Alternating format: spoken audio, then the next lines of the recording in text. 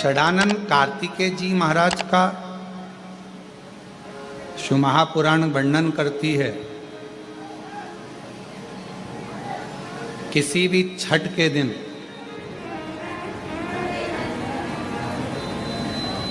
चाहे अंधेरी की छठ हो, चाहे उजाले की छठ हो, किसी भी छठ के दिन अगर षडानंद कार्तिकेय जी महाराज का नाम लेकर 6 बेलपत्र और उस 6 बेलपत्र पर 6 दुर्वा, 6 पुष्प, 6 अक्षत के दाने रखकर षडानंद कार्तिकेय बाबा के स्मरण कर कर शिवलिंग की जो जलाधारी है, उस जलाधारी पर जहाँ अशोक सुंदरी का स्थान है, उसी के पास में कार्तिकेय जी का स्थान है। किसी भी छठ पर यदि आप बाबा को वो बेलपत्र, वो दुर्वा, वो पुष्प, वो अक्षत का दाना 6 समर्पित करते हैं, किसी भी छठ के दिन, षष्ठी के दिन स्कंद भगवान का नाम लेकर, स्कंदेश्वर बाबा का नाम लेकर, कार्तिकेय बाबा का नाम लेकर यदि समर्पित करते हैं तो जिंदगी में कितना भी कर्जा हो, वो कर्जा 3 महीने के अंदर समाप्त होता ही है। कितना भी कर्जा, साथ में आपका परिश्रम, साथ में आपकी मेहनत और आपकी दृढ़ता। क्या होता है, लोग सोचते हैं कि हमने शंकर जी को बेलपत्र समर्पित कर दी तो कर्जा चूकेगा, पर साथ में मेहनत भी करना।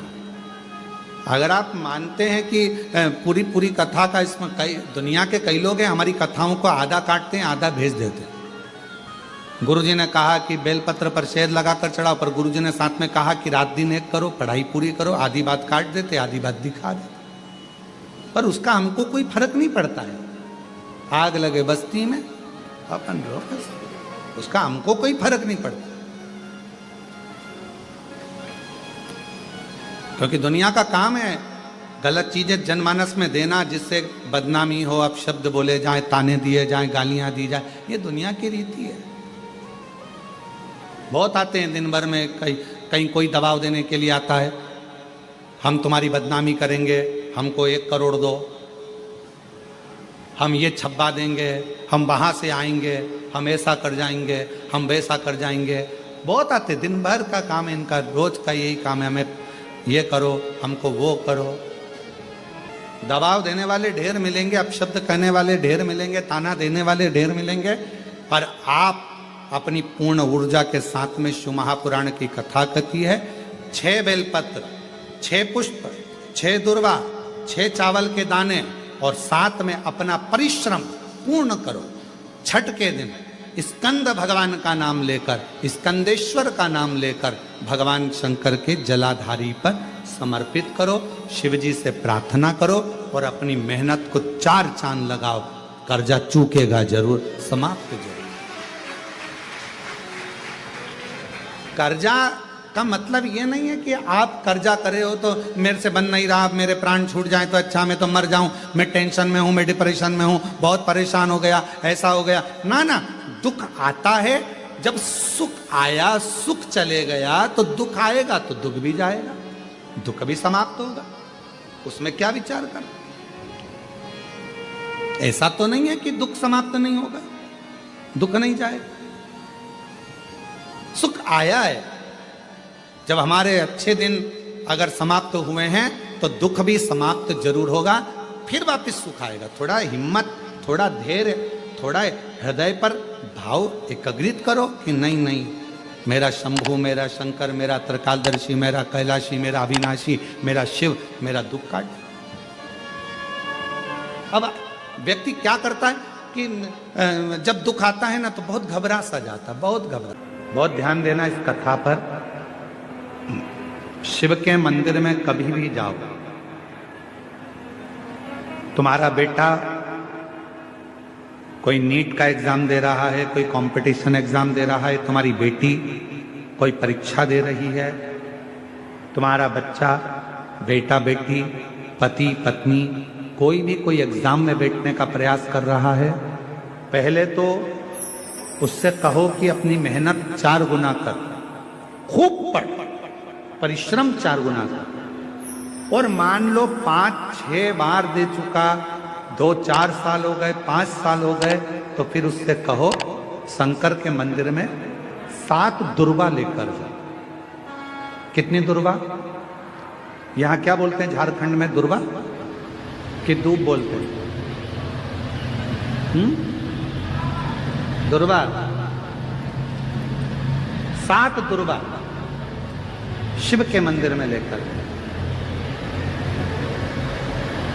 जब जल का पात्र साथ में, 7 दुर्वा को नीचे की ओर रखो हथेली पर, जल का पात्र हाथ में लेकर भगवान देवाधिदेव महादेव को जल समर्पित करो। 7 दुर्वा में से 6 दुर्वा षडानंद कार्तिकेय जी को समर्पित कर दो। 1 दुर्वा भगवान शंकर के शिवलिंग पर चढ़ा दो। अपने हाथ की 3 उंगलियां शिवलिंग का स्पर्श करो और अपनी कामना कहकर, बाबा बहुत एग्जाम दे चुका हूं, बेटा बेटी ने बहुत परीक्षा दी है, हो नहीं रहा बाबा, अब आपके भरोसे है। बाबा को विनय करो, शिव जी पे चढ़ी हुई दुर्वा वापिस लेकर आओ। जिस बच्चा जब एग्जाम के लिए जाए, परीक्षा देने के लिए जाए, उस दिन वो दुर्वा को अपने मस्तक पर प्रणाम कर कर, नमन कर कर, षडानंद कार्तिकेय का स्मरण कर कर फिर एग्जाम के लिए जाए। पढ़ाई अच्छी करना, दिल से करना, मेहनत ज्यादा करना, और एक बार ये प्रयोग कर कर देखना, मेरा षडानंद कार्तिकेय सफलता जरूर प्रदान करे। 6 मुख से षडानंद कार्तिकेय जी का जो वर्णन हमारे शिव महापुराण में किया गया है, स्कंद पुराण में किया गया है, षडानंद कार्तिकेय जी फल शीघ्र प्रदान करते हैं, शीघ्र फल। महाराज, तारकासुर का संहार हो, षडानंद कार्तिकेय जी ने बाण छोड़ा, और षडानंद कार्तिकेय जी ने जैसे बाण छोड़ा, तारकासुर के शरीर को लगा, तारकासुर के प्राण छूट गए। देवताओं ने पुष्प की वृष्टि करी, रे तारकासुर तेरे हृदय में शिव बसे थे, इसलिए तूने षडानंद कार्तिकेय का दर्शन। शिव को समर्पित करें, अपने भाव की निर्मलता शिव से स्वीकारें। 7 दुर्वा, 1 लोटा जल षडानंद कार्तिकेय का स्मरण कर कर जब हम चढ़ाते हैं तो उसका फल हमको मिलता, उसका फल प्राप्त होता।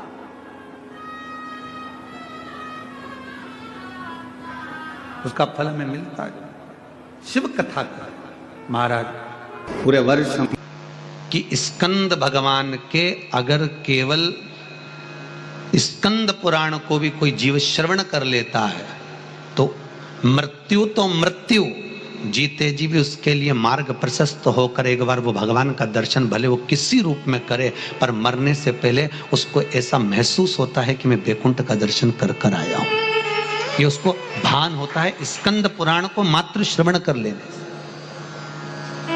मात्र श्रवण। स्कंद भगवान का पूजन करा, भगवान शंकर का शिवलिंग बनाया, शंकर भगवान के गणेश जी को और स्कंद देव को बिठाकर पूजन किया।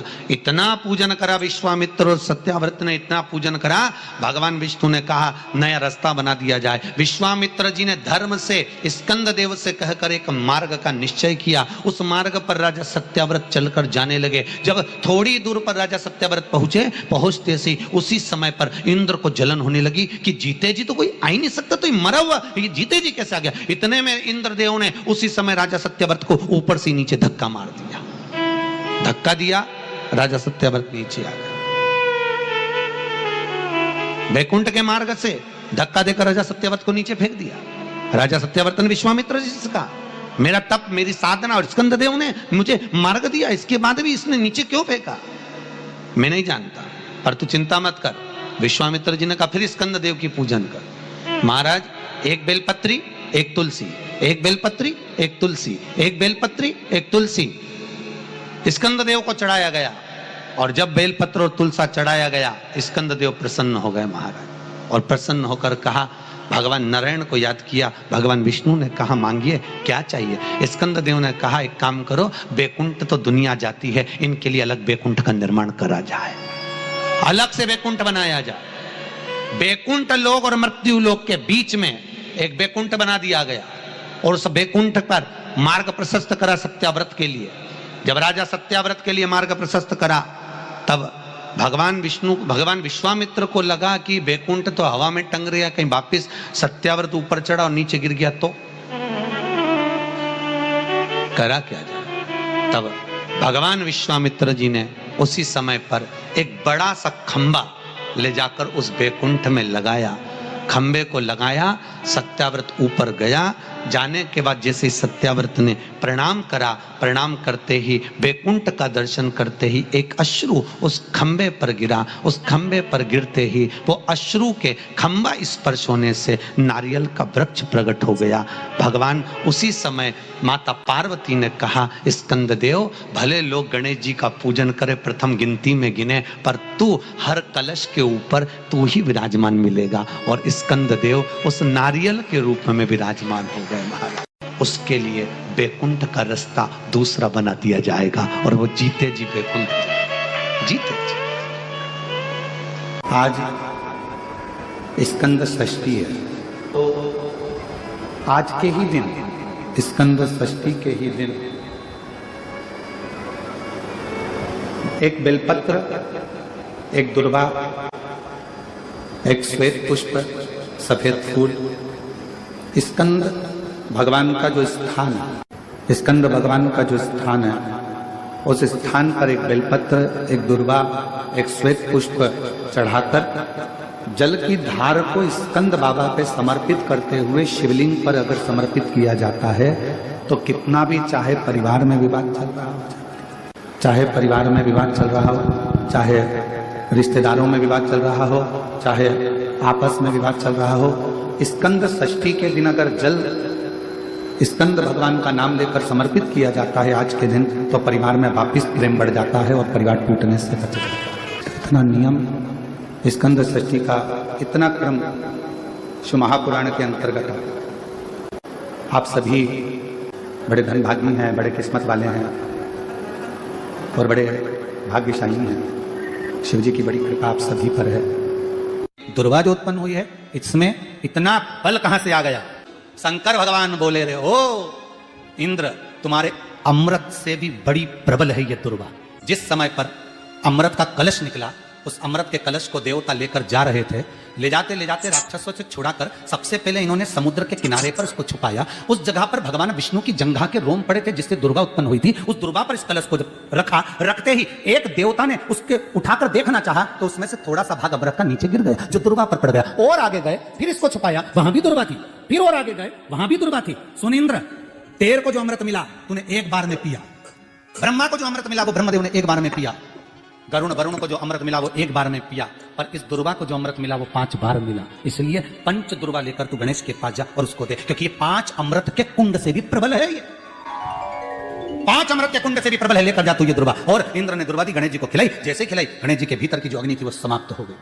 तकलीफ किसकी जिंदगी में नहीं आती। भगवान राम के जीवन में भी दुख आया, भगवान कृष्ण के जीवन में भी दुख आया।